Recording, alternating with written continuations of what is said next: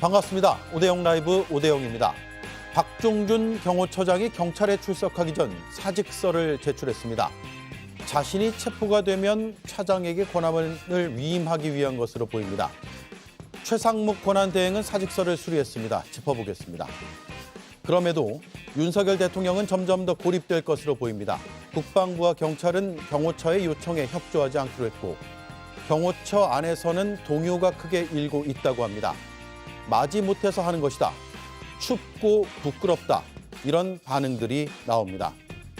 체포영장 집행을 막다가 처벌받으면 공무원직 유지도 어렵고 연금도 박탈될 우려도 하고 있습니다.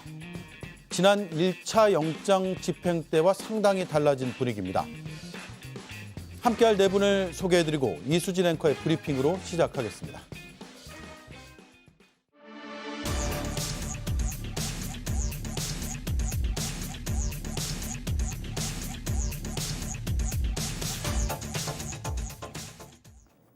대통령 체포 저지를 주도했을 뿐 아니라 사병들을 인간 방패로 이용했다는 의혹을 받고 있는 박종준 경호처장.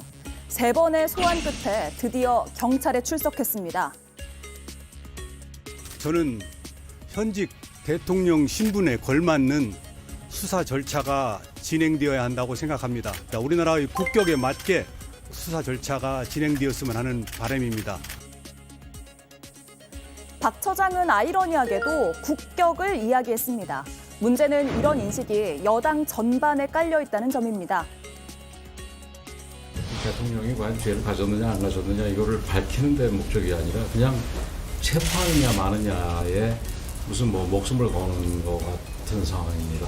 다른 곳도 아닌 관저에서 수갑을 끌고 이 수갑을 채워서 끌고 가겠다는 얘기는 이건 국격을 엄청나게 떨어뜨리는 행동이고. 모든 국민이 법 앞에 평등하다는 헌법 11조를 생각하면 전혀 맞지 않는 주장들입니다. 법무부에서도 이렇게 정리를 했습니다. 공수처에서 지금 수사하는 것이 무리한 겁니까? 일단 체포영장이 발부됐기 때문에 그 부분은 적법하다고 법원이 판단한 거죠. 체포영장을 청구하고 발부하는 행태가 무리한 거냐고 묻습니다. 무리했다고 보일 수는 없습니다. 자, 이런 가운데 박종준 경호처장이 출석 직전 사직서를 냈다는 소식이 전해졌습니다. 그리고 조금 전 그 사표가 수리됐습니다. 이게 또 체포영장 집행에 어떤 변수가 될지 분석이 필요해 보입니다. 예, 박종준 경호처장이 사직서를 제출했고 그 사직서가 수리됐다는 소식이 막 들어와 있습니다. 저희 방송 직전에 속보가 전해졌습니다. 최성목 대행이 박종준 경호처장의 사직서를 수리했습니다. 앞서 박종준 경호처장은 사직서를 제출했습니다. 경찰 출석 전에 제출했습니다. 오늘 오전에 경찰 소환이 된 상황인데요. 특수공무집행 방해 혐의 등을 받고 있는데 박 처장은 경찰 출석 전에 사직서를 제출했습니다. 자, 그 외에 여러 속보들이 있는데 그 속보는 잠시 뒤에 전해드리고 이 얘기부터 해보죠. 사직서를 미리 제출하고 경찰에 갔다. 이거 어떤 의미로 봐야 될까요? 저는 항복했다라고 봅니다. 항복이요? 예, 이 박종준 처장이 그동안 위에서 아래에서 여러 가지 의견에 부딪혔을 것이라고 봅니다. 왜냐하면 국힘 내부도 그렇고 비서실도 그렇고 끝까지 버티라는 아마 신호를 줬을 것이라고 저는 생각을 합니다. 예. 그런데 아래에서 직원들 입장에서는 이게 무슨 대의가 있는 것도 아니고 도대체 왜 내란 수괴범을 경호라고 하는 이름으로 우리가 막아야 되는가, 그런 것에 대한 항의, 그리고 이른바 지휘부라고 하는 곳에서 그러한 죄를 저질렀을 때 다 막아줄 수도 없는 것 아닙니까? 직원들이 한 200명 정도 된다고 하는데 예. 이 직원들 개개인이 그 범죄에 대해서 본인들이 다 책임을 져야 되는 사안들입니다. 그렇기 때문에 위에서의 메시지와 아래에서의 메시지가 충돌될 때 본인 스스로도 도대체 어떻게 이거를 해야 되느냐라고 할 때 굉장히 무거운 중압감으로 이것이 다가왔을 것이라고 생각되고요. 그러니까 결국 본인이 이걸 하다가 본인 역시도 지금 책임을 져야 되는 상황으로 이 특수공무집행 방해죄라고 하는 제목으로 좀 몰려가자 본인 스스로 이 부담을 좀 떨치기 위한 것이 아닌가 싶고요. 그래서 저는 일단은 경호처 내부에도 매파와 비둘기파, 그러니까 빨리 이것을 그만두자라고 하는 파가 있고 더 강경하게 우리가 막아야 된다라고 하는 파가 있었을 텐데 네. 전 적어도 경호처장은 약간 비둘기 파가 아니었나 생각됩니다. 그래서 이 부담을 좀 떨고자 사표를 냈고 오늘 수리된 것으로 보입니다. 예, 일단 이동학 위원은 박종준 경호처장이 본인의 의사에 따라서 사표를 낸 것으로 판단하고 계시네요. 그렇습니다. 본인 의사가 아니라 누군가가 사표를 내라고 했을 가능성도 지금 배제할 수 없는데 그 부분은 짚어주실 분들은 없습니까? 저는 제가 드는 생각은 지금 박종준 경호처장이 경찰에 출석하면서 한 말을 좀 되새겨 볼 필요가 있습니다. 예. 크게 세 가지를 얘기했는데 첫 번째는 흔히 얘기해서 저희가 계속 얘기했던 체포영장의 적법성에 대해서 얘기했습니다. 뭐 이 부분은 너무 많이 다뤘으니까 넘어가고요. 두 번째 보면 물리적 충돌을 피해야 된다. 그리고 예. 세 번째가 대통령에 맞는 격에 맞는 수사 절차를 해야 된다고 주장을 했었거든요. 그러면 일종의 여기서 저희가 주목해야 될 부분은 저는 물리적 충돌을 피해야 된다는 것 같습니다. 네. 최상목 권한대행 역시 사직서를 수리하면서 물리적 충돌만큼은 피해야 된다는 메시지가 들어가 있었거든요. 이 말은 박종준 경호처장이 공수처에 일종의 신호를 저는 줬다고 생각을 합니다. 최대한 지금처럼 강대강 대결이 아니라 최소한의 약간의 협의를 통해서 사전 협의를 통해서 뭔가 조금 진척된 모습을 보여야 되는 게 수사기관과 정부기관의 충돌을 막아야 된다는 그런 메시지를 저는 줬다고 생각을 합니다. 예. 자, 그러면 물리적인 충돌 가능성, 그러니까 본인은 자신의 사직서 제출 사실을 알고 있으면서 얘기한 것이고 우리는 그때는 몰랐잖아요. 본인은 자신은 사직하지만 자신의 권한을 직무를 대행하는 경호차장 체제에서는 더 강하게 나갈 수도 있다. 그래서 물리적 충돌이 일어날 수도 있다라는 것을 넌지시 얘기했다라고도 해석할 수 있는 부분이네요. 그렇다고 보입니다. 일단 박종준 처장이 사표를 낸 거는 제가 보기에는 자신의 퇴로를 좀 찾은 걸로 보여요. 예. 왜냐하면 1차 체포영장 집행 당시보다 앞으로 벌어질 2차 체포영장 집행 때는 특수공무집행 방해를 벗어나기가 어려울 거거든요. 예. 근데 지금 윤석열 씨를 지키는 것은 사실상 명분도 없고 그냥 자신의 그 특수공무집행 방해로 인한 범죄 혐의만 추가가 될 거거든요. 그러다 보니까 박종준 처장 본인 입장에서도 이게 법적으로 자기가 불리하다는 걸 반드시 알 수밖에 없어요. 왜냐하면 박종준 처장 경찰대 2기 출신 엘리트거든요.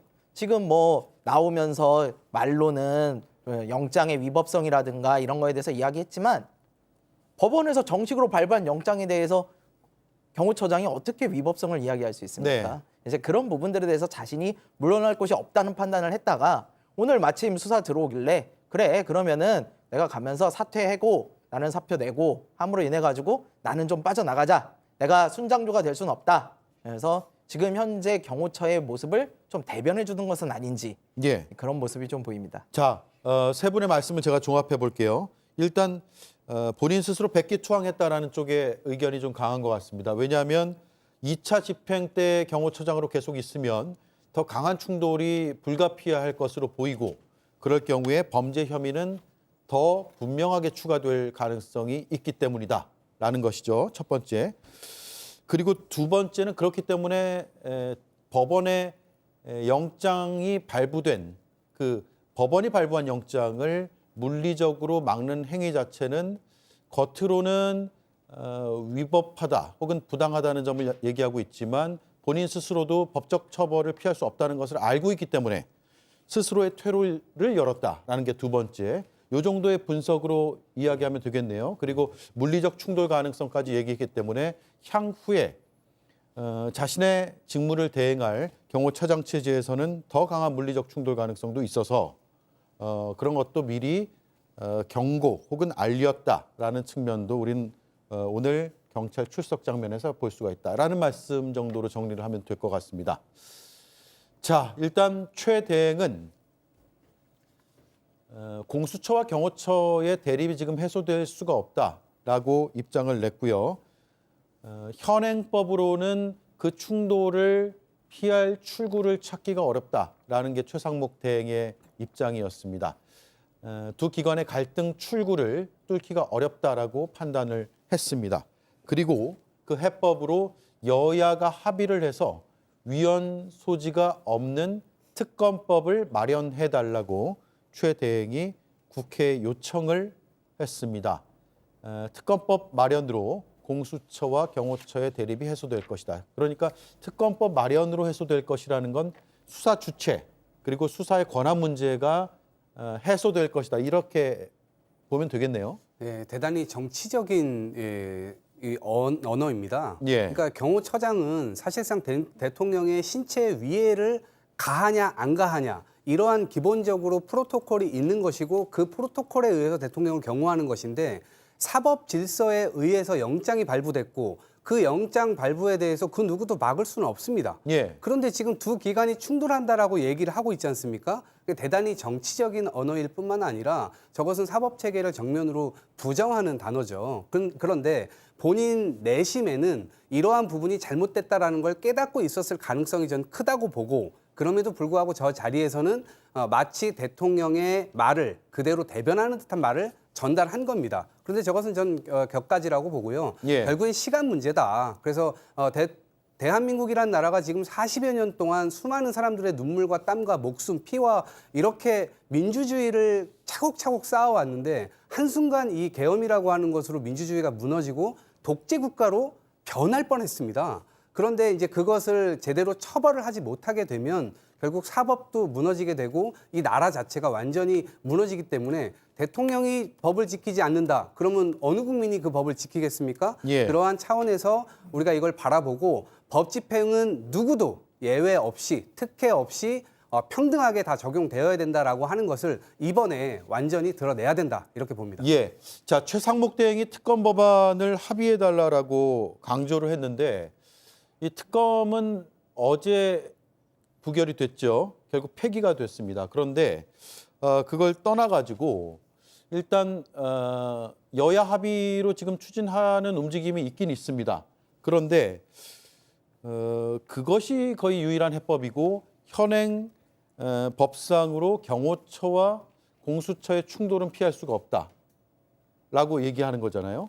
그러면 특검이 해법이라는 얘기인데 뭐 그 얘기는 맞는 얘기일 수도 있겠지만 특검이 합의가 돼서 법안이 처리가 되고 공포가 되고 특검을 임명하고 그 임명된 특검이 준비 기간을 거쳐서 출범하기까지는 상당히 오랜 시간이 걸린단 말이에요. 그럼 최상목 권한대행의 저 얘기대로 한다면 대통령의 체포 없이 현 상태를 한 달 이상 길게는 2달까지 유지해야 한다는 것으로도 해석해 볼 수 있는데 이에 대한 의견이 있습니까?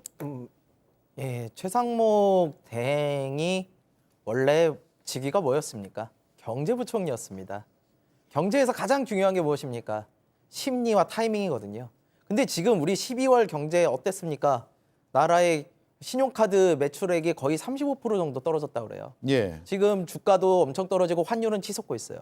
근데 이러한 상황을 빨리 해결해야 될 경제부처의 장이 어떻게 이거를 한 달 이상 더 끌겠다는 이야기를 하는지 너무 무책임한 이야기라고 저는 생각을 합니다.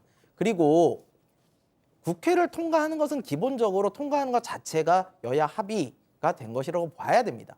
근데 지금 최상목 권한대행 앞에 단서를 달았어요. 특검을 하는 건 좋은데 여야 합의를 통해서 와라. 그러면은 만약에 특검법이 또 이제 국힘에서 또 반대하는 상황에서 국회를 통과해서 갈 경우에 거부권 쓰겠다는 겁니까? 저는 저 말 굉장히 위험한 발언이라고 보고요. 예. 최상목 대행이 진짜로 나라를 생각한다면 그리고 특검이 진짜 답이라고 생각을 한다면요.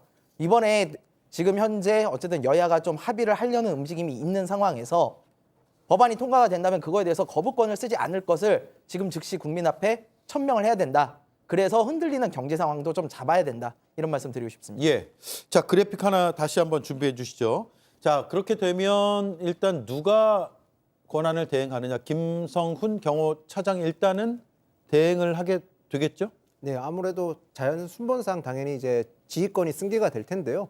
뭐 지금 현재로 봐서는 뭐 경호처에서 일단 뭐 이탈이나 그런 건 현재로서는 드러난 게 없지만 지도부가 흔들린다는 것 자체로 봤을 때는 추후에 있어서는 입장의 변화가 있을 수도 있을 것 같습니다. 그런데 제가 한 가지 말씀드리고 싶은 것은 최상목 대행 같은 경우는 누차 지금 강조하고 있는 게 경호처와 물리적 충돌을 계속 피해야 된다는 게 중점인 겁니다. 포인트가. 네. 저희가 물론 말씀하신 대로 특검이 출범하는 동안 한 달이 걸리고 시간이 지연될 수도 있겠지만 경호처와 수사기관의 물리적 충돌만큼 비극적인 건 또 없을 수도 있는 거 아니지 않겠습니까? 거기다가 여야가 선출된 권력인 여야, 지금 사실상 선출된 권력은 국회 여야밖에 없지 않습니까? 예. 여야가 합의를 한다면 생각보다 특검이 조금 더 빨리 출범할 수도 있고 물리적 충돌도 피할 수 있는 거니까 뭐 최상목 대행에 대해서 정치적인 판단이다, 정치적인 언행이라 비판을 하실 수는 있지만 지금 상황에서 최상목 대행이 한 저 언행이나 판단에 대해서는 저는 실타래를 당장에 엉켜 있는 실타래를 푸는 데 있어서는 최선의 방식이었다 생각을 합니다. 예, 그 부분에서는 이견이 좀 있네요. 알겠습니다. 자, 그러면 권한을 대행하게 되는 김성훈 경호처장은 어떤 인물인지 혹시 파악되는 내용들이 있습니까? 이분은 늘공입니다. 늘공이라고 하는 건 뭐냐? 시험을 봐서 공무원이 되신 분입니다. 그리고 예. 쭉 경호처에서 몸을 담아왔던 분이고요.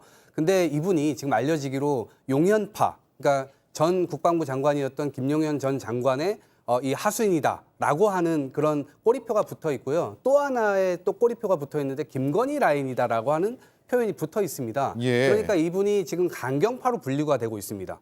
그래서 지금 물러난 이 처장과는 조금 입장을 좀 달리하는 그런 입장에 서 있을 수 있다고 보는데 저는 이 지금 어떻게 보면 매파가 앞으로 나와서 이제 이거를 이끌게 되잖아요, 경호처를. 그런데 제대로 이끌 수 있을까에 대한 의문이 있습니다. 왜냐하면 지금 어쨌든 대의 명분이 대통령 쪽에 있지 않습니다. 경호처에 없어요. 그런데 경호처 직원들 자체가 흔들리고 있습니다. 그리고 본인이 늘공이었기 때문에 사실은 경호처라고 하는 사람들이 대단히 숭고한 일을 하는 사람들입니다.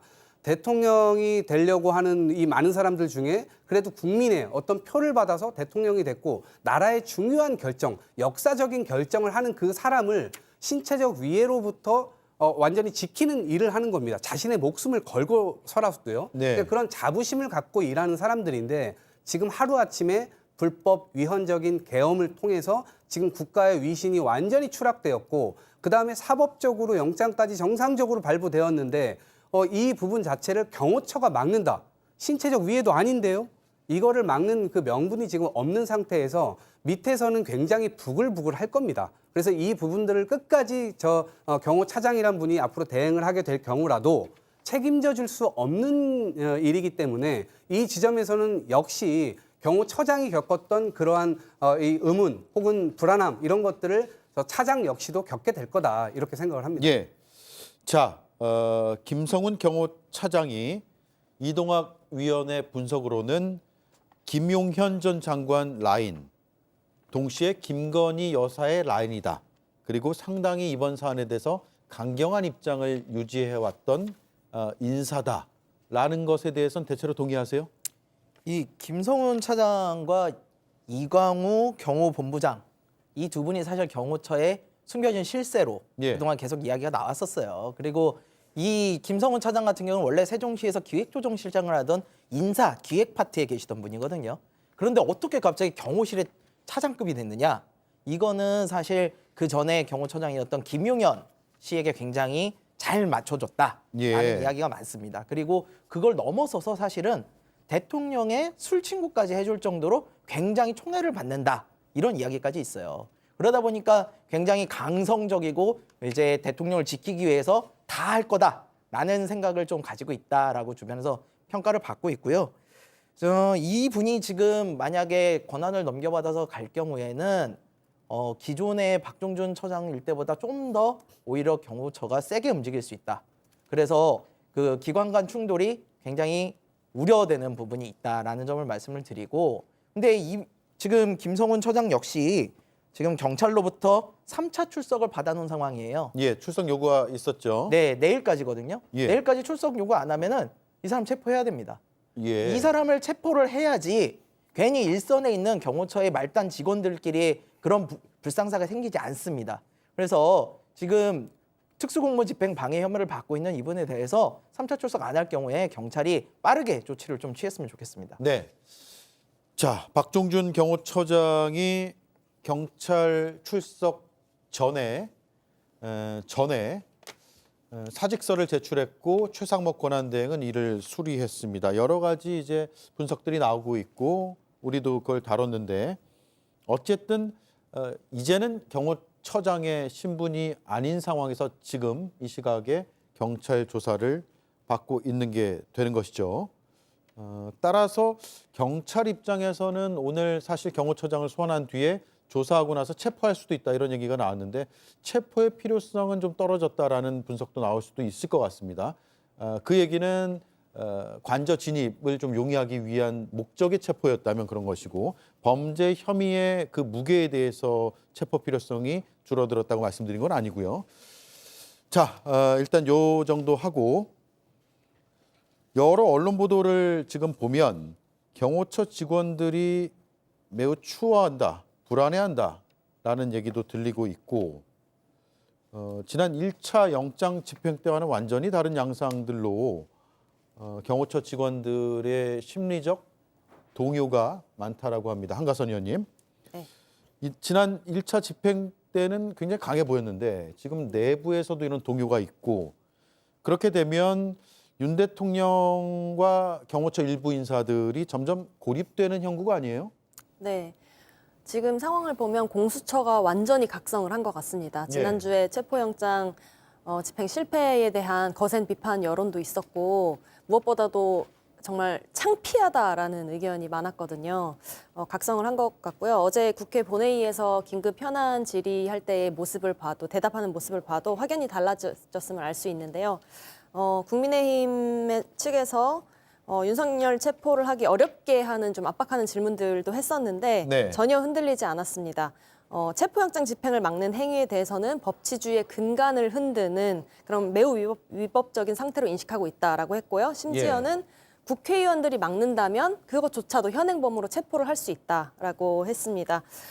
다시는 실패가 없다는 각오로 공개석상에서 의지를 활활 태운 것으로 보여지고요. 한남동 관저에 있는 대통령과 경호처는 점점 고립되어 있기 때문에 돌파구를 찾기는 쉽지 않을 것으로 보입니다. 예. 그 대통령이 더 고립될 수 있다라는 분석에 힘을 실을 수 있는 근거 가운데 하나가 국방부와 경찰이 지금 경호처의 협조 요청에 대해서 협조를 전부 다 하진 않은 그런 입장을 나타내고 있어요. 그러니까 경호처 입장에서는 그게 제일 뼈아플 겁니다. 사실 경호처가 산하에 두고 있는 부대가 101 경비단, 202 경비단 이렇게 이건 경찰이고요. 그다음에 55 경비단, 33 군사 경찰단이 있습니다. 이건 수방사 예하인데 둘 다 소속은 경찰청과 군부대지만 수방사지만 지휘권은 경호처에 있습니다. 특히 101 경비단 같은 경우는 별도로 공채 선발을 할 만큼 나름의 자부심이 있고 경호처랑 되게 밀접한 관련이 있는 부대임에도 불구하고 경찰에서 공식적으로 협조를 하지 않고 국방부 역시 지금 협조를 거부하고 있는 상황이거든요. 이렇게 되면 경호처 입장에서는 가용할 수 있는 자산과 병력이 굉장히 줄어들게 됩니다. 그래서 더욱더 고립감이 느껴질 텐데요. 근데 한편으로는 오히려 이렇게 고립감이 강해지면 제가 대통령 경호실이라는 경호처라는 조직을 조금 눈여겨볼 필요가 있습니다.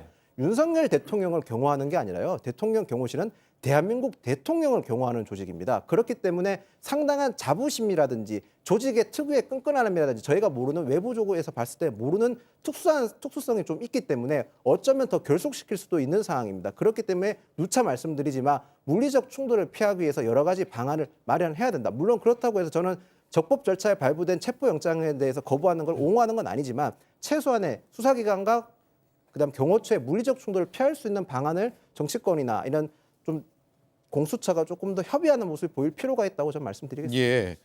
자, 그런데 경호처가 그동안 이제 여러 차례 협의 절차에 있었지만 그 내용상으로는 물러섬이 없었기 때문에 그게 과연 될 것인가? 특히 경호처장까지 사직서를 쓰고 나갔기 때문에 강경한 경호차장이 물러설 가능성은 글쎄요.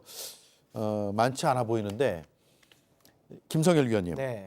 내부에서 지금 동요가 굉장히 심하다고 하고 예를 들어 이런 얘기도 한다는 거예요.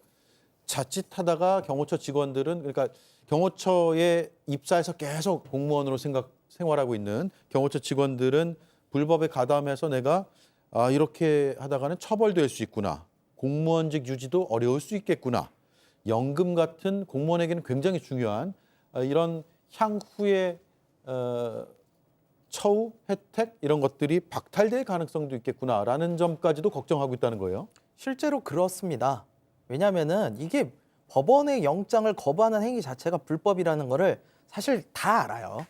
다 아는 상황에서 지금 이렇게 집단이 그리고 개인 화기와 같은 위험한 물건을 소지하고 법원의 영장을 물리적으로 막잖아요.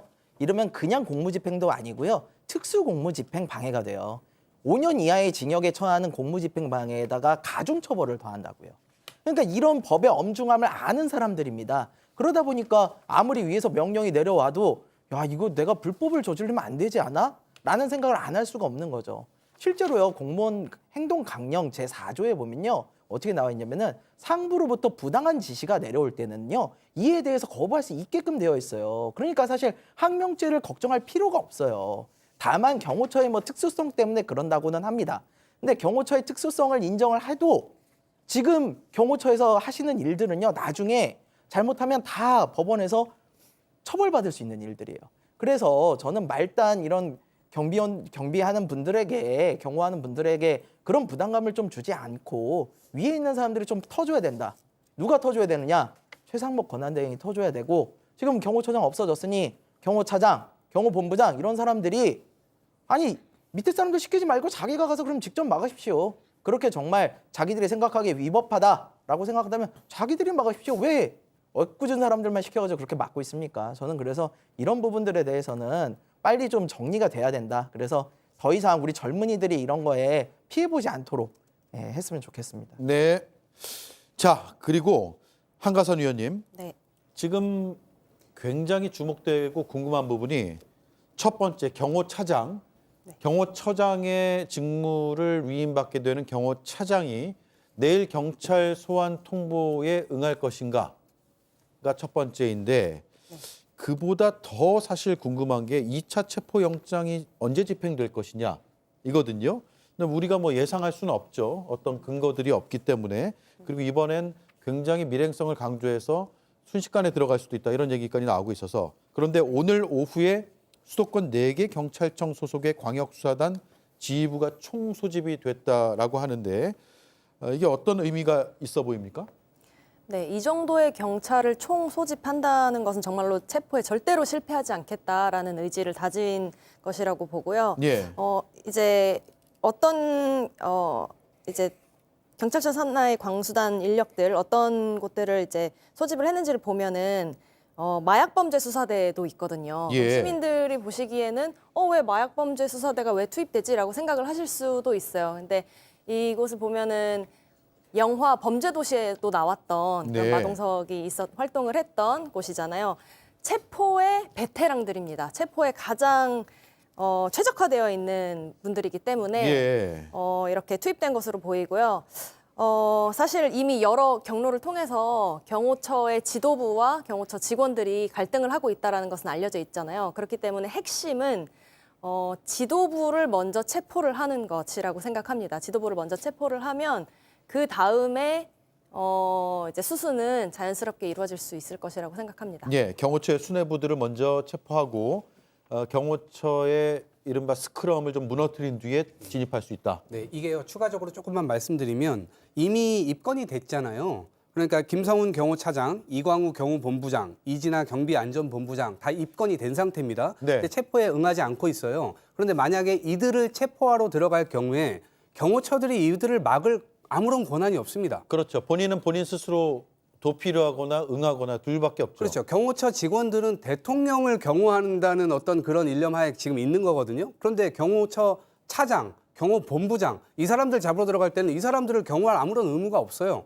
그걸 막으면 진짜 그야말로 그것 자체가 불법 행위가 됩니다. 예. 그렇기 때문에 지도부를 무력화할 수 있는 수단은 이미 공수처에서 만들어 놨기 때문에 크게 어려움 없이 지휘부를 무너뜨리는 것은 가능하다라고 보고요. 밑에 직원들도 이미 심리적으로는 무너져 있는 상태라고 보기 때문에 뭐 물리적 충돌을 할 거다라고 사실은 윤석열 대통령 측이나 이쪽에서 위협을 가하고 있는 것이지 이것은 뭐 이렇게 오래 짓는 게 많이 짓는 게가 사실은 사나워 보이지만 실제로는 이 내용은 없다 이렇게 보고 있기 때문에 공권력이 강력하게 집행을 하면 저는 이번에는 통할 것이다 이렇게 봅니다. 예. 자, 형사 기동대가 510명 정도, 마약 범죄 수사대가 150명 정도. 그래서 다 합치면 4개 경찰청 산하의 광수단 인력이 1000여 명이 된다고 합니다. 굉장히 베테랑으로 꼽히는 인력들, 경찰들만 모았고 평소 업무 대부분이 무기를 동원해서 저항하는 그런 마약, 조직폭력 범죄자들을 체포하는 임무를 주로 해왔다고 합니다. 네, 대통령 체포영장 집행에 마약범죄 수사대까지 동원한다고 하니 참, 네, 현 상황이 씁쓸하게 느껴지네요. 그리고 대통령도 얼마 전에 반국가 세력이 마약 천국을 만들고 있다, 마약 소굴을 만들고 있다라고 했는데 아이러니한 상황까지도 벌어졌습니다. 근데 이게 지금 제가 하나 말씀드리고 싶은 거는 지금 경찰이 입장을 보면요. 4개 경찰청 소속 강력수사단 지휘부로 총 소집했지 않습니까? 예. 지금 언급하신 부대들은 전부 다 산하 경찰청 직속 부대입니다. 네. 지휘 체계를 일원하겠다는 의미고 이 마약 수사나 형사기동대 같은 경우는요. 저희가 생각하는 그냥 일반적 형사분들이라고 생각하면 됩니다. 체포를 전문적으로 하는 분들이지 뭐 특별히 마약이라서 그런 건 아니고. 아, 그러니까요. 네. 그리고 한 가지 더 말씀드리고 싶은 거는 이분들이 공수처 같이 아마추어적인 게 아니라 체포에 특화된 분인데 밀행성을 어기고 이런 소식을 전했다는 것과 동시에 대규모 병력을 동원하겠다는 거는 일종의 경호처라든지 대통령 측의 일종의 수사에 응하라 또는 물리적 충돌을 최대한 피하면서 순순하게 체포의 영장에 대해서 응하라는 신호를 줬다고 보시는 것도 저는 한편으로는 타당할 수 있지 않은 분석이라고 생각합니다. 예, 그러네요. 자, 김윤영 의원 짚어주셨으니까 오해 소지가 있는데 마약이라는 걸 짚은 것은 이들이 평소 업무 대부분이 저항하는 피의자를 체포하는데 아주 특화돼 있기 때문에 분야라기보다는 체포에 특화돼 있기 때문에 이번에 투입이 된다라는 점을 제가 다시 한번 말씀을 드리겠습니다. 오해 소지가 없기를 바라겠습니다. 자, 두 번째 이슈로 넘어가죠. 이수진 앵커가 브리핑하겠습니다. 그들의 목소리를 여러분께 전해드리려고 합니다. 백골단은 반공청년단의 예하 조직으로 운영될 것임을 알려드립니다. 김민전 의원이 백골단의 기자회견을 주선해서 파장이 커지고 있습니다. 이 백골단, 8, 90년대 시위 진압에 동원된 악명 높은 사복경찰을 뜻합니다. 김 의원은 뒤늦게 기자회견을 취소한다는 입장을 밝혔지만 오히려 더 큰 비난을 받았습니다. 고작 범죄자 하나 지키겠다고 이런 폭력 조직이 만들어진 것도 충격적인데 국민의힘 김민전 의원이 이들을 국회로 끌어들여서 기자회견까지 했습니다. 김민전 의원이 이런 대업을 이루고 나서 턱 고단했던지 국회 본회의장 안에서 또 숙면을 취했습니다. 오죽하면 온라인 커뮤니티에서 잠자는 국회 백골공주라는 별명까지 붙였겠습니까? 야6당은 김 의원에 대한 제명을 촉구했는데 정작 당에서는 징계가 필요 없다는 입장을 분명히 했습니다. 백골단의 명칭이나 실체에 대해서 불분명한 상태에서 기자회견을 주선한 것은 적절치 못했다고 생각합니다.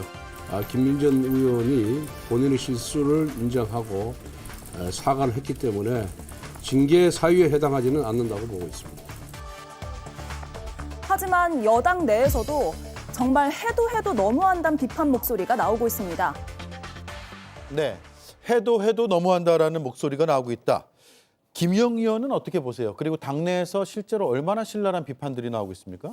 저는 요즘 같은 시국에 이렇게 분열이 지금 국민적으로 분열이 많이 됐고 좀 봉합할 수 있는 요지가 없을 거라 생각을 했거든요. 근데 김민전 최고위원회 어제 그 기자회견을 주관함으로써 생각보다 많은 분들이 단일화되는 목소리를 내기 시작했다고 봅니다. 네. 심지어 탄핵에 반대하는 집회하시는 분들조차도 김민전 전 최고위원이 진행한 기자회견에 대해서는 굉장한 비난의 목소리를 높였거든요. 예. 도대체 무엇 때문에 기자회견을 한지 모르겠습니다. 탄핵 반대 집회하시는 분들도 지금 현재 평화 시위를 지금 요즘 시대에 시위를 하시는 어느 집단도 평화를 추구하지 폭력 시위라든지 자경단이라든지 이런 표현을 쓰지 않습니다. 그런데 지금 김민전 최고위원이 한 기자회견에서는 저 백골단을 자경단처럼 쓰겠다는 말도 나왔거든요. 예. 과연 누구를 위한 기자회견이었고 누구를 옹호하게 한 기자회견인지 저 역시 의문스럽고 굉장히 어떠한 비난과 비판을 다 감수해야 될 사안이라고 생각합니다. 예. 반공청년단 어떤 단체입니까? 국힘 주변에는 왜 이렇게 저런 청년들이 이렇게 많이 꼬이는지 모르겠어요. 그러니까 반공이라고 하는 거 제가 초등학교 때나 들어봤을 법한, 그러니까 90년대 초기에나 들어봤을 법한 그러한 용어를 지금 21세기에 저렇게 사용하고 있다는 것 자체가, 그것도 젊은 청년들이라는 사람이 저런 용어를 사용하고 있는 것 자체가 저는 좀 이상하고요. 아니 오히려 보수라고 하는 것은 역사 의식이라든가 아니면 법치라든가 이러한 측면에서 그것을 고수하기 위해서 활동을 해야 되는 거 아닙니까? 그런데 지금 정반대의 입장에서 저런 이 활동을 하고 있다는 것 자체가 저는 좀 말이 안 되고요. 권성동 원내대표께서 이거는 아주 부적절하다라고 말은 하지만 사실 또 징계를 안 하고 있잖아요.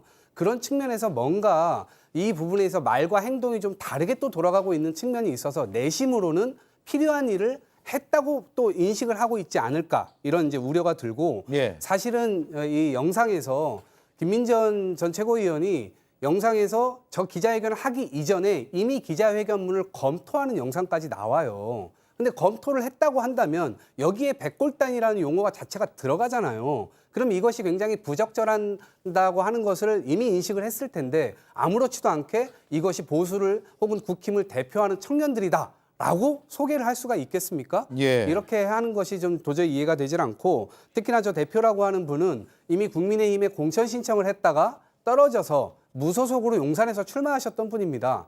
그런데 그런 분이 지금 다시 국힘과 뭔가 윤석열 대통령과 극우적인 활동으로 지금 같이 링크가 되고 있는 그런 장면입니다. 저분이 국힘 쪽으로 들어온 것인지 국힘이 저쪽 극우파로 지금 붙고 있는 것인지는 모르겠으나 대단히 부적절한 쪽으로 지금 이 활동을 하고 있다는 것은 주지의 사실인 것 같고요. 저 헬멧이 충분한지는 모르겠어요. 엊그저께 관저 앞에 몰려갔던 44명의 국회의원들에게 그대로 저 헬멧 빌려주면 그들도 그냥 백골단 되는 겁니다. 지금 저런 형태로 가서 도대체 국민의 눈높이를 어떻게 맞추겠다고 하는 것인지 저는 헌정 질서의 바깥으로 계속 국민의힘이 나가고 있다 이렇게 생각을 합니다. 예, 백골단이 어떤 곳인지는 뭐 아시는 분들은 잘 아시겠지만 또 생소한 분들도 있을 것 같아요. 일단 민주화 운동을 억압했던 굉장히 상징적인 조직인데, 예, 권위주의 독재 정권의 상징이죠. 머리에는 흰색 헬멧을 쓰고 한 손에는 몽둥이를 들고 한 손에는 작은 방패를 들고 청자켓을 입은 다음에 시위대 한복판으로 뛰어들어가지고 무자비한 폭력으로 시위대를 흐트러뜨리던 공권력으로 포장된 사실상의 폭력 집단, 그게 바로 백골단이었습니다. 예. 더 쉽게 말씀드리면요, 나치 히틀러한테 게슈타포가 있었다면요, 우리나라 군사 독재 정권에 있었던 게 바로 백골단입니다. 네. 우리에게 정말 참담하고 부끄러워서 없어져야 될 그런 역사인데요. 이 독재 정권의 망령이 어저께 국회에서 되살아났어요. 참 정말 어떻게 이럴 수가 있는가라는 생각이 들고요. 심지어 백골단은 그래도 겉으로 경찰이었습니다. 그런데 어저께 나온 그 청년들은요, 경찰도 아니에요. 그렇다면 무엇이냐? 폭력만 쓰겠다는 겁니다. 더 쉽게 말씀드리면 정치 깡패, 조폭, 창단식을 국회에서 성대하게 국회의원이 열어준 거예요. 정말 말도 안 되는 일이고요. 저는 이 국회의원 정말 김민전이라는 분의 자질을 의심하지 않을 수가 없다, 이렇게 말씀을 드리고, 지금 야6당이 제명을 요구하는 거 상당히 상식에 부합하는 일이다. 국민의힘도 더 이상 이렇게 가지 말고 적절한 징계에 동의했으면 좋겠다라는 생각합니다. 예. 자, 그 얘기를 이어갈게요. 야6당이 제명안을 이제 제출했는데 어떻게 전망을 합니까? 우선 앞서 말씀하신 것처럼 백골단이라는 게 상징하는 바가 있잖아요. 우리 근현대사에서 민주주의에 대한 폭력적 억압입니다. 민주화운동 집회 참가자들에게 폭력을 저질렀고 쇠파이프에 맞아서 사망에 이른 열사도 있습니다. 40년 전에 이렇게 길거리를 휘젓고 다니던 백골단을 2025년에 다시 부활시킨다는 것은 우리가 40년 동안 꾸준히 이루어온 민주화의 역사를 통째로 부정하고 다시 짓밟는다는 의사표현이거든요. 그렇기 때문에 이런 사람들을 국회 소통관의 공식적인 석상에서 기자회견할 수 있도록 한 그런 김민전 의원은 국회의원으로서 일을 할 자격이 없다고 생각을 하고요. 반드시 징계가 필요한 부분이거든요. 예. 그리고 이분이 80년대 대학을 다니신 분이 있잖아요.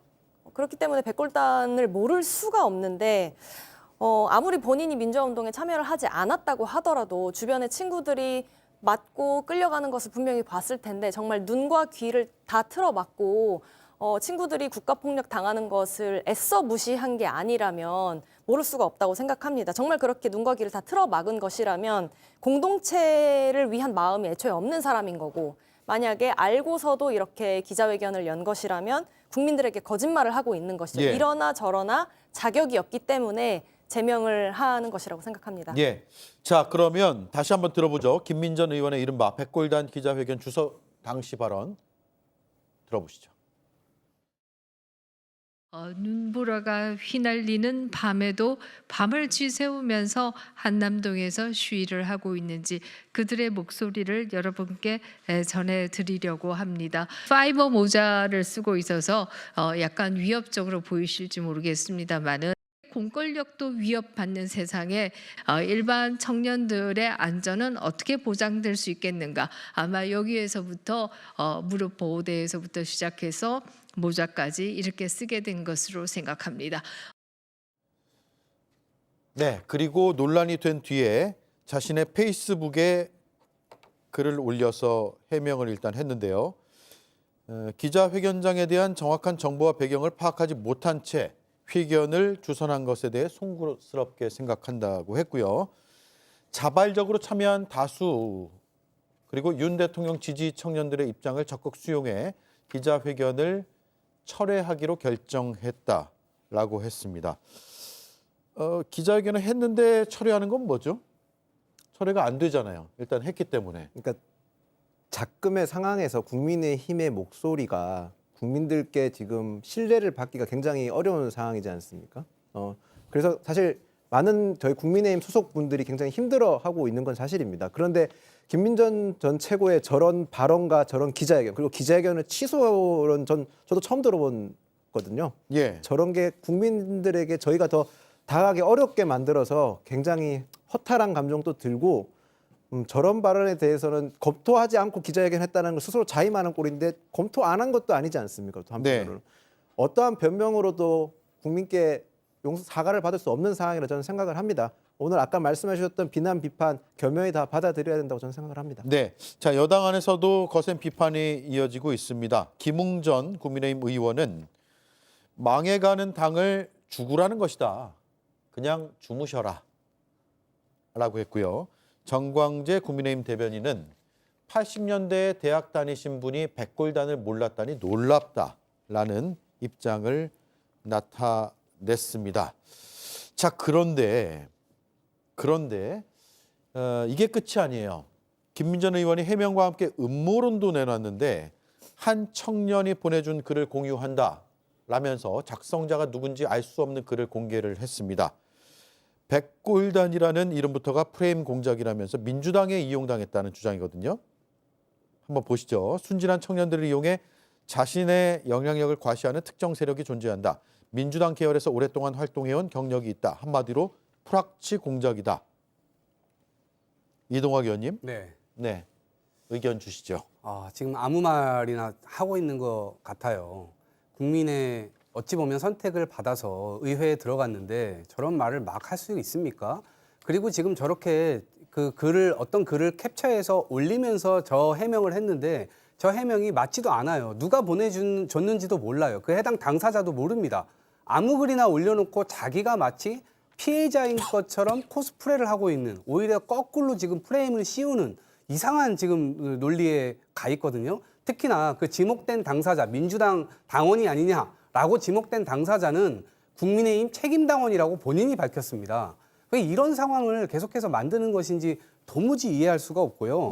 남 탓이나 이런 것들 계속 일관되게 국민의힘에서든 윤석열이든 계속해서 남 탓, 민주당 탓 해왔는데 그것의 연장선상이라고 볼 수가 있고요. 이러한 사달을 벌였음에도 불구하고 국민의힘에서는 징계 논의, 징계 필요 없다. 이렇게까지 얘기를 하고 있습니다. 그렇기 때문에 지금 이 상황은 도무지 아무도 가해자가 없는데 자기네들끼리 피해자만 있다고 주장하는 꼴입니다. 이런 상황 자체가 말이 안 되고요.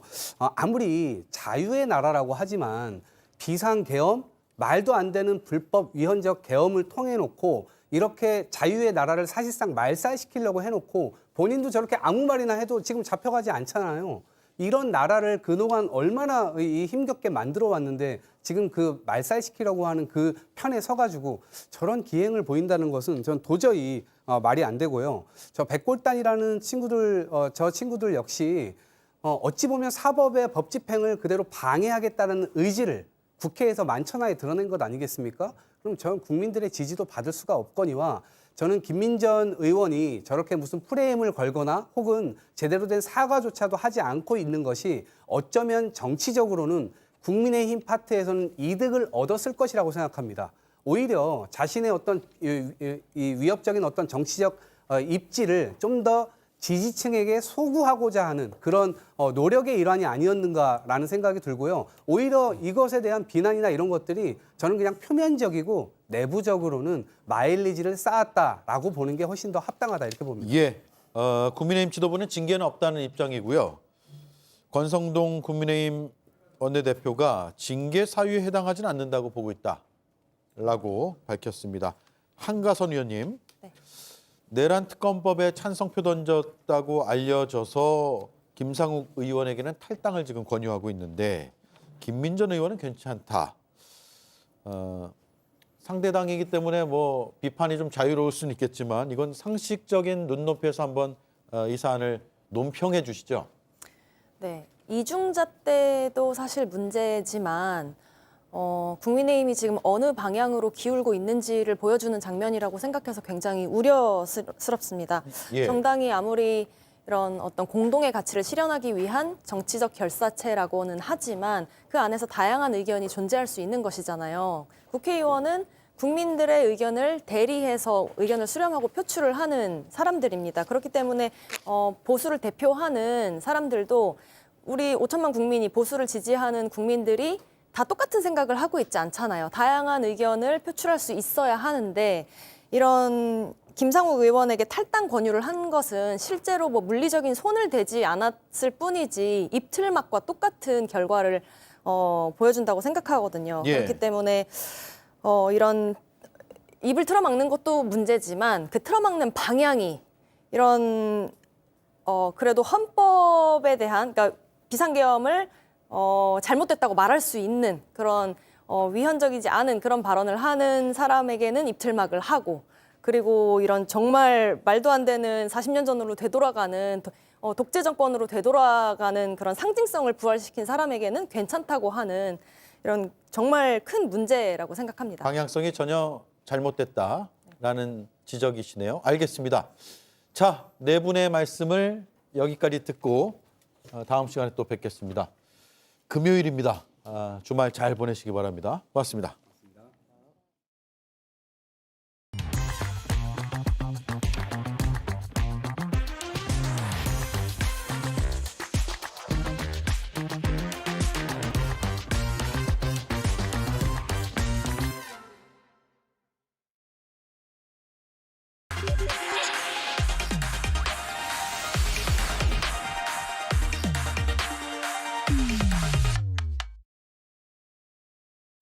네, 오대영 라이브의 간판 코너 단도직입을 시작하겠습니다. 오늘은 김병욱 전 더불어민주당 의원, 민현주 전 국민의힘 의원 두 분과 아주 치열한 토론을 해볼 예정입니다. 어서 오십시오. 네, 일단 이수진 앵커가 핵심을 요약해서 브리핑해 드리겠습니다. 올 겨울 들어 가장 추웠는데 윤상현 의원은 오늘 아침에도 관저 앞으로 나갔습니다. 기자들을 모아놓고 10분 넘게 이야기를 하는데 결국 한 시민이 이런 볼멘 소리를 던집니다. 계엄을 장난으로 한 건가요, 그러면? 아니, 이게 계엄이 장난이에요? 일을 안 하고 매일 여기 와서 뭐 하는 왜 그 겁니까? 말씀을 안 하세요? 저 일 열심히 합니다. 괜찮습니다. 아니, 우리도 일 가지고 하지 마십시오. 저는 열심히 잘하고 있습니다. 윤상현 의원, 최근엔 전광훈 목사에게도 90도 인사를 해서 논란이 있었죠. 잘하면 대통령 되겠어. 잘하면 대통령 되겠어. 아유, 감사해. 아니, 그래, 본교회 또 갔다 오시고, 일부 예배 마치고, 교회 다녀왔어요. 교회 갔다 오시고. 네, 보신 것처럼 이렇게 짧은 대화 중에 3차례나 90도 인사를 하는데요. 구구의 지지세를 등에 업고 대권을 노리는 포석이 아니냐 이런 해석이 나오고 있습니다. 극단적인 작전도 통하니까 시도를 하는 걸 텐데 문제는 이런 작전을 구사하는 정치인이 한 명이 아니라는 겁니다. 여당이 극우화되는 거 아니냐 이런 이야기가 계속 나오고 있고 특히 몇 명의 정치인들이 좀 부각되고 있어요. 새 인물을 뽑았는데 그중에서 첫 번째가 김민전 의원입니다. 앞서 많이 다뤘기 때문에 제가 한 말씀씩만 들어볼게요. 총평만. 두 분의 이견 차가 크진 않아 보일 것 같아요. 자, 먼저 해주시죠. 작년 12월 3일 계엄 이후에 정말 어처구니 없는 일들이 많이 벌어지고 있는데 정말 김민전 의원의 저 기자회견은 정말 모든 국민들의 화를 결정적으로 북돋우는 정말 대형 사고라고 생각합니다. 예. 김민전 의원은 정치학과 교수지 않습니까? 그리고 그 컬리지도 후마니타스라고 인문학적 인권의 바탕을 둔 그런 또 대학입니다. 게다가 80년대 학번으로 알고 있고요. 이 백골단이라는 것은 일제시대 때는 독립운동을 탄압했던 일본 경찰이었고 예. 이승만 시대에는 정치 깡패의 대명사였습니다. 그리고 7, 80년대 민주화 운동 당시에는 경찰을 가장한 학생들의 민주화 운동과 학원 자율화 운동을 탄압한 대표적인 반역사적 반민주화 운동의 산물인데 정치학과 교수면서 80년대 학번인 김민전 의원이 이 내용을 모르고 기자회견을 주선했다? 정말 그거는 지식인의 한 사람으로서 그리고 학생을 가리키는 교수로서 정말 얼마나 양심에 반하는 발언인지 아마 본인 스스로가 알 거라고 생각을 합니다. 저는 최근의 사태를 보면서 일부 극우 집단들의 선전선동에 정치인들이 편승해서 자기의 정치적 입지와 정치적 이득을 얻으려고 하는 이런 꼼수 정치가 너무나 횡행하고 그것으로 인해서 우리의 미래 그리고 우리 정치와 역사가 왜곡되는 모습에 대해서 분노를 금할 수 없습니다. 예. 권력을 잡으면 순간적으로 굉장히 도취할 수는 있어요. 그래서 국회의원 권력이 글쎄요, 뭐 크다면 크고 크지 않다면 크지 않게도 볼 수 있는 권력인데 그래도 저는 김민전 의원에게 기대를 했던 것은 정치라는 것이 무엇인지를 알고 그걸 또 학문적으로 연구한 분이기 때문에 그래도 쉽게 그렇게 정치 권력에 도취되지는 않을 것이다라고 그런 작은 기대가 있었는데 김민전 의원이 그 기대를 여지없이 무너뜨렸고요. 김민전 의원은 아까 김병욱 전 의원님 말씀하셨지만 우리나라 1980년대 가장 아픈 모습 중에 하나입니다. 그 백골단의 모습이 민주화 운동, 학생 운동에 참여를 했던 안 했던 우리 시대의 아픈 역사이고 잊고 싶은 역사인데 그 역사를 우리나라 사회를 40년 전으로 되돌렸다는 점에서 정말 크게 반성을 해야 되고요. 이게 지금 국민의힘이 단지 위기 상황에서 당이 단합해서 이 위기를 극복해야 된다. 이 차원으로 용납될 수 없는 상황이라고 봅니다. 네. 자, 바로 넘어갈게요. 이번에 윤상현 의원인데 지난 5일 한남동 관저앞 탄핵 반대 집회에 참석하면서 정광훈 죄송합니다. 발음이 잘 안 됩니다. 전광훈 목사에게 90도 인사까지 하면서 송구하다고 발언을 했습니다. 어떤 상황이었을까요? 보시죠. 잘하면 대통령께서 아유 감사해. 저는요. 그 믿음에 기초한 정치가 진짜 정치다. 국민의힘 정당 왜 이 사람들은 하나가 왜 안 돼요? 도대체 왜 그럴까요? 도대체가 송구스럽습니다. 네, 윤상현 의원이 오늘은 또 한남동 관저를 갔습니다. 국회의원 중에서 대통령을 거의 유일하게 지금 접촉하고 있는 인물인 것 같은데 대통령 만나고 정광훈 씨 만나고 정광훈 씨 만나고 대통령 만나고 이런 느낌이 들어요. 패턴이. 왜 그런 걸까요? 본인의 정치적 자리매김을 극우 세력의 지지를 기반으로 본인의 정치적 자리매김을 하려고 마음을 먹은 것 같습니다. 다른 국회의원들은 대통령이 식사하자고 해도 거부했지 않습니까? 유일하게 대통령 만나서 얘기 나눴다는 것을 본인도 얘기하고 본인도 또 부인을 하지 않고 있습니다. 다시 말해서 윤석열 대통령한테 가장 잘 낙점을 받은 국민의힘 국회의원이다라는 브랜드를 갖고 그 이어서 정광훈 그리고 다른 또 극우 극렬 지지자를 만나면서 본인의 정치적 입지를 다지는 데 있어서 이 계엄 사태를 활용하고 있다는 측면을 아주 강하게 갔습니다.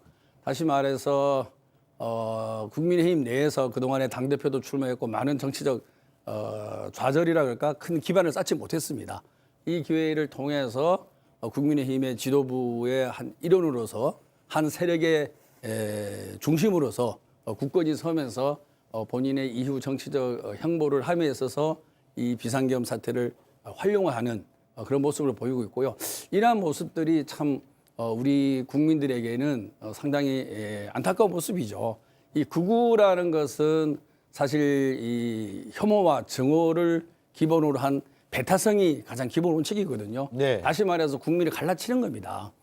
그런 어떤 극우적 발상과 그런 행동이 우리 과거의 파시스트나 나치즘을 보듯이 결국 역사에는 도움이 안 되는 겁니다. 그런 행위를 반복함으로 인해서 개인은 정치적 이득을 취하고 공동체와 국가와 나라의 미래에는 많은 부담을 주는 그런 정치적 행보를 이어가고 있고요.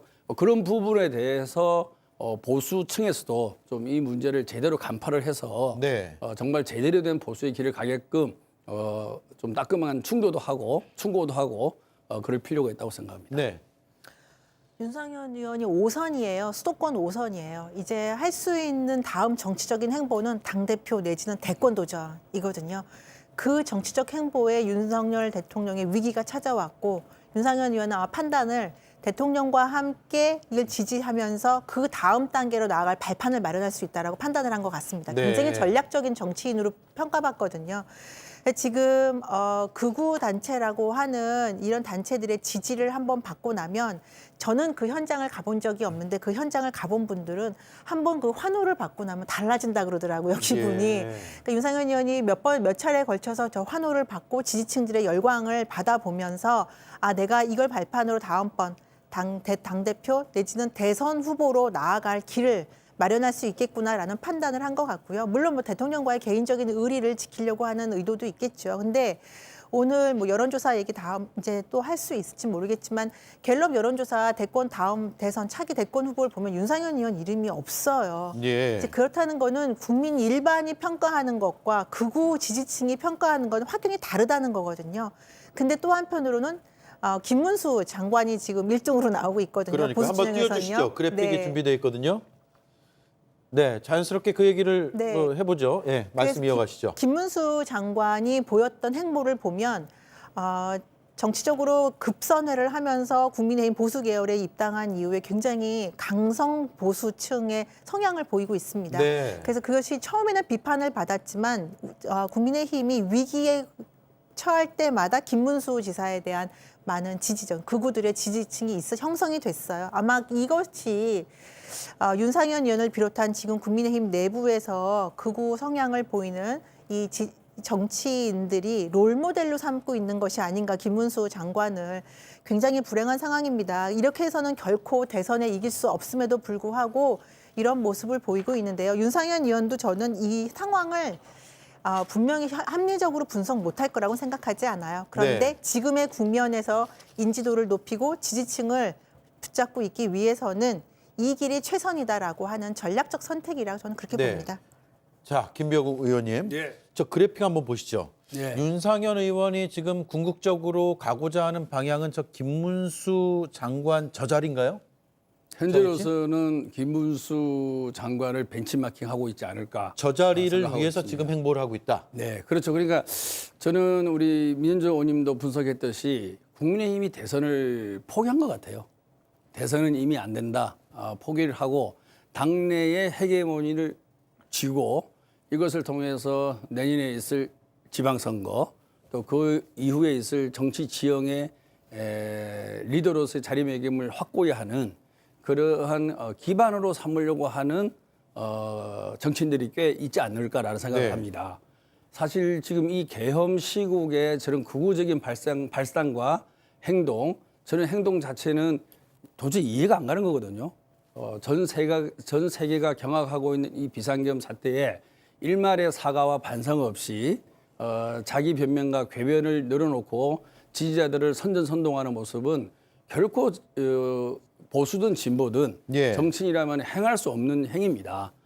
그것은 다가올 대선은 이미 국민의힘에서는 힘들다. 그런 생각으로 다음 정치적 입지 기반 확보를 위해서 어떻게 움직일 것인가 그렇군요. 라는 계산 속에서 나름대로 지금 가장 잘 모여 있고 그리고 정강훈이라는 지도자가 있는 그쪽과 손을 잡음으로 인해서 본인의 수고와 노력 없이 투자 없이 그냥 얻을 수 있는 표들이죠.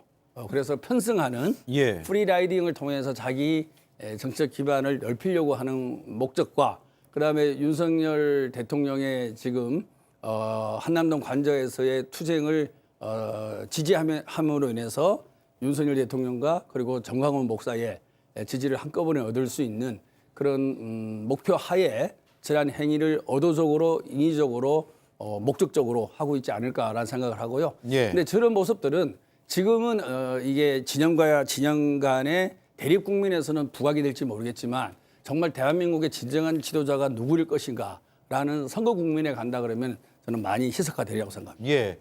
그러니까 당내 경선은 모르겠지만 본선으로 가서 다른 당 후보와 맞붙으면 과연 차별화될 것인가는 굉장히 의문이에요. 그런데 저는 궁금한 게 민현주 의원께 궁금한 게 지금 그러면 김병우 의원의 분석에 따르면 정광훈 씨로 상징되는 광장의 탄탄한 지지층과 더불어서 대통령을 나는 끝까지 지키려고 했다라는 명분 그리고 상대방에 대해서는 배신자 프레임을 제기할 수 있는 위치, 선점 이런 것들을 하려고 할 텐데 그게 그렇게 극복하기 어려운 부분인가요? 국민의힘의 정서에서? 그러니까 지금은 다수의 국민은 비판적인 입장이 옳다고 보잖아요. 대통령의 계엄은 잘못됐고 탄핵이 필요하다라는 것이 옳다라고 보는 게 다수인데 국민의힘 안에서는 그렇지 않단 말이에요. 그 배신자 프레임은 극복이 어렵습니까? 저는 극복할 수 있다고 보는데요. 예. 극복해야 되고 그래야 우리나라의 보수 정당이 건강하게 제 역할을 할 수 있다고 믿는데 아시겠지만 국민의힘 계열의 보수 정당이 배신자 프레임 때문에 굉장히 오랜 고통을 받아오지 않았습니까? 예. 그리고 지금 사실은 국민의힘이 지금 중심을 못 잡고 있는 중에는 굉장히 좋은 정치를 해왔던 미래지향적인 정치를 해왔던 여러 중진 정치인들이 그 배신자 프레임 때문에 상처를 받고 제대로 역할을 못 하고 있어요. 네. 입성도 못했고요. 국회 안으로 이런 것들이 시간이 쌓이면서 지금의 중진들이 제 역할을 못하고 당이 위기에 빠졌을 때 제 목소리를 내지 못하고 미래지향적이지 못하고 현재 오늘만 사는 정치를 하는 이 상황으로 됐는데요. 저는 이 지금 아까 김병우 의원님께서 말씀하셨지만 국민의힘이 이 탄핵 국면에서 대선보다는 당권 중심의 이런 정치에 지금 집중을 하는 것 같고요. 일단은 다음 대선이 어떻게 되는지는 그 다음 문제고 이 당을 누가 추스리느냐, 당권을 누가 갖느냐. 그래서 대선 이후에 올 지방선거, 그다음에 그다음 총선에서 누가 공천권을 갖느냐에 따라서 민주당과의 경쟁보다는 국민의힘 내부 경쟁에서 살아남을 수 있기 때문에요. 그런 거에 치중하는 것이 아닌가. 그러니까 내년, 내후년, 미래 10년 후를 바라보는 것이 아니라 당장 오늘만 보는 정치를 하는 국민의힘이 매우 안타깝습니다. 이렇게 해서는 민주당이 잘하고 못하고와 상관없이 국민의힘 정치 자체가 국민으로부터 인정을 못 받을 수밖에 없기 때문에 그래서 지금이라도 저는 사실 지금 지도부에 있는 분들도 많은 분들은 굉장히 합리적인 정치를 해왔던 분들이거든요. 그분들이 깨닫고 빨리 좀 길을 터주십사. 그 길만이 국민의힘이 민주당을 이길 수 있는 전 지름길이라고 생각을 합니다. 예. 자, 자연스럽게 다음 인물로 넘어갈게요. 권성동 원내대표입니다. 오늘 조선일보의 사설에서 상당히 비판적인 내용들을 볼 수가 있었는데 한마디로 특검 찬성했다고 탈당하라니 국민의힘은 계엄 수호당인가? 라는 사설의 제목을 달았습니다. 그러면서 원내대표가 무슨 권한으로 탈당을 요구하느냐? 라고 비판을 했는데 권성동 의원은 왜 그런다고 보시는지 이거 좀 다르잖아요. 윤상현 의원과 김민전 의원과 또 달라요. 왜 그런다고 보세요? 쉽게 해서 권성동 원내대표 스스로가 윤석열 지킴이다라는 것을 고백하고 있는 거죠. 네, 김상욱 의원은 국민들의 시선에 봤을 때는 어떻게 보면은 참다운 보수 정치인의 길을 걷고 있다라고 평가하는 국민들도 꽤 있지 않습니까? 반면 윤상현 의원이나 김민전 의원은 정말로 반역사적이고 비민주적인 그리고 현 상황을 제대로 인식 못하는 그런 의정 활동을 하고 있음에도 불구하고 전혀 다른 잣대로 김상욱 의원에게만 탈당 요구를 하고 있는 거죠. 따라서 권성동 원내대표가 계엄에 대해서도 진정한 반성과 사과도 안 했고 지금 대통령 관저에 가서 몰려가서 업무하고 있는 국회의원들에 대해서 어정쩡한 스탠스를 취하고 있고 그리고 국회에서 내란 특검이라든지 이런 거 등등 다 발목을 잡고 있지 않습니까? 네. 그런 모든 것들에 대한 결과적인 상징적인 언어가 바로 김상욱 의원에 대한 탈당 발언이라고 생각을 하고 있습니다. 예. 원래 국회의원이 정당 추천을 받아서 국회의원에 당선이 됩니다. 따라서 당론이라는 부분에서도 비중을 갖고 의정활동해야 되죠. 하지만 국회의원 선서에도 보면 알다시피 양심에 따라서 헌법기구로서 의정활동을 한다라고 선서를 하지 않습니까? 이 본인의 양심과 당론이 충돌될 때가 가끔씩 있습니다. 그리고 그 당론이 구체적인 정책에 관련된 당론이냐, 대한민국의 역사와 민주주의와 관련된 당론이냐 또 다를 수 있는 거거든요. 예. 뭐 하나하나 법안에 대해서는 본인이 당론을 어기면은 정책 중심적 정당에서는 당연히 징계가 들어갈 수 있지만 지금처럼 계엄 사태와 관련된 부분에 대해서는 사실 헌법기구로서의 본인의 양심, 국회의원으로서의 소명의식, 책임이 더 중요하다고 할 수 있겠습니다. 예. 따라서 김상욱 의원의 저런 용기 있는 행동을 당론이라는 이유로 징계를 거론하는 것은 국회의원의 헌법적 의무와 책임을 잘못 이해하고 있다 생각을 하고 있고요. 네. 사실 반대로 김민전 의원과 윤상현 의원의 저런 국민들 눈높이에 전혀 맞지 않고 역사와 어긋나고 비민주적이고 특히 김민전 의원은 중국인들이 마치 탄핵에 찬성하는 집회에 많이 참석하고 있다. 아주 위험한 이런 중국을 자극할 수 있는 그러한 국익에 반하는 발언도 서슴없이 하고 있는 거 아니겠습니까? 네. 그런 부분에 대해서는 징계 사유가 아니다 그러고 정말로 역사에 찬 고뇌의 결단으로 보수당이지만 윤석열 대통령의 내란이 정말 잘못됐다라고 양심적으로 생각하고 투표를 하는 김상욱 의원에 대해서 탈당을 요구한다는 것은 권성동 의원 자체가 지금도 정말 맹윤이고 윤석열을 지키는 마지막 보루로서 자기가 역할을 하겠다라는 자기 고백이다. 네. 말씀드리고 싶습니다. 예. 자, 민현주 의원님. 네.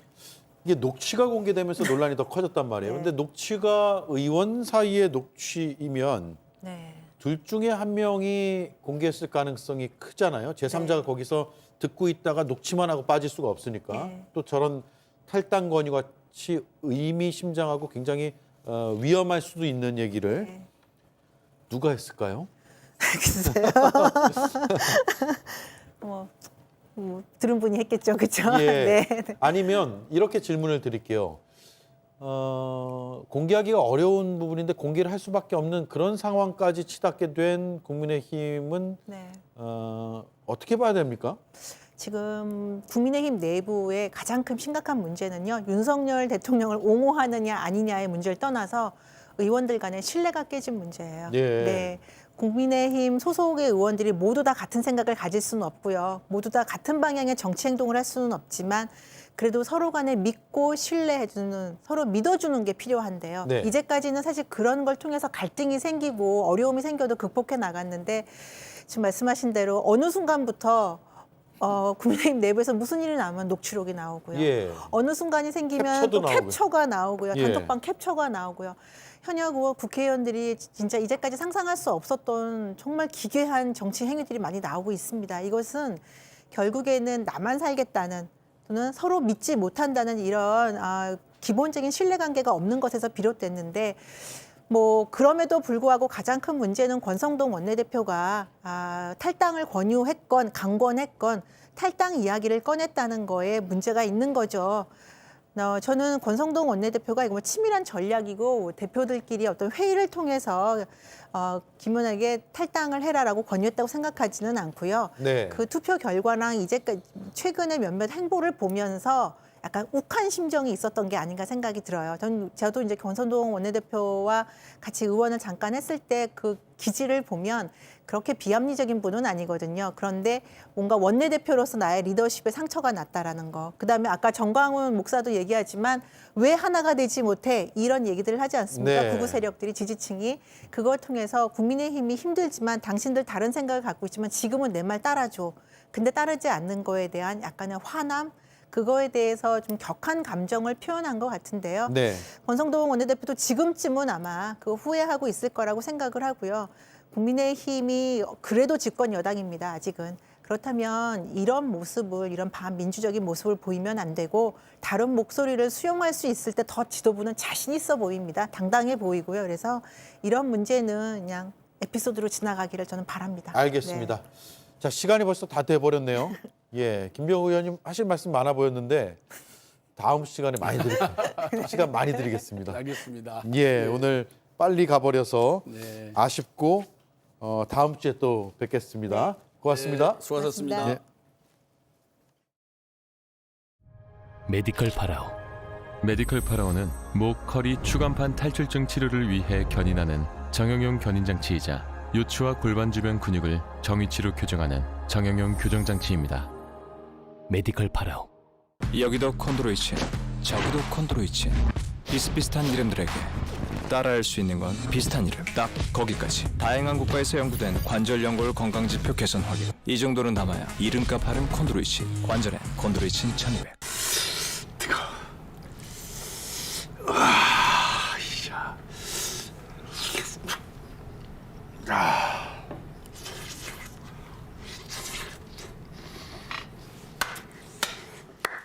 화이트 펄? 처음 봐요. 예쁜데? 여기까지? 선이 살아난 것 같아. 마데카 프라임 리추얼 화이트 펄. 하나로 다 돼요. 법원이 발부한 체포영장은 위헌영장이다. 헌법재판소는 정치 편향적이어서 없애야 한다. 공수처가 불법 수사를 하고 있다. 경찰은 훗날을 생각하라. 특검 반대가 당론이다. 찬성할 거면 탈당하라. 여권에서 제각각 나오는 주장들을 종합하면 수사를 아예 하지 말고 재판도 아예 하지 말라는 얘기밖에는 되지 않습니다. 그러고는 백골단을 데려와 국회에서 기자회견을 하고 장병을 인간 방패 삼아 내란 피의자를 사수합니다. 반헌법적으로 보이는 언행들이 지금도 이어지고 있으니 내란은 진행형이라는 말이 아주 틀린 것은 아닌 것 같습니다. 앵커 한마디, 오늘은 부록이 있습니다. 자꾸 국격 하시는데 대통령 체포가 국격을 떨어뜨리는 것이 아니라 사법 시스템과 법치주의를 통째로 부정하는 게 국격을 추락시키는 것이 아닐까. 앵커 한마디였습니다. 건강한 뼈는 단단한 뼈를 말하는 거죠. 뭐? 그런 당연한 소리를. 그럼 그대로 챙기시죠. 단단하게. 기능성 원료인 유단백 추출물 인체 적용 시험 결과 골밀도 골강도 증가 확인. 약해진 뼈를 단단하게. 뼈엔 MVP. 어디까지 가고 싶니? 달달아요. 노벨상이요. 꿈이 큰 아이라면 시작부터 달라야지.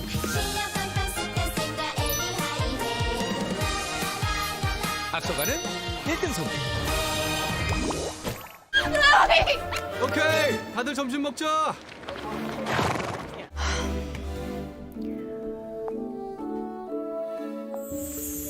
혹시 머드팩은 어떠세요? 감독님, 상반 기준이 뭡니까? 고함량 아미노산, 에너지 충전부터 회복까지 이 모든 걸 짧은 시간 안에 해낼 수 있는지 30분 안에 포텐 폭발. 올인원 아미노산, 하이뮨 아미노 포텐. 네, 오대영 라이브 마치겠습니다. 다음 주에 뵙겠습니다. 고맙습니다.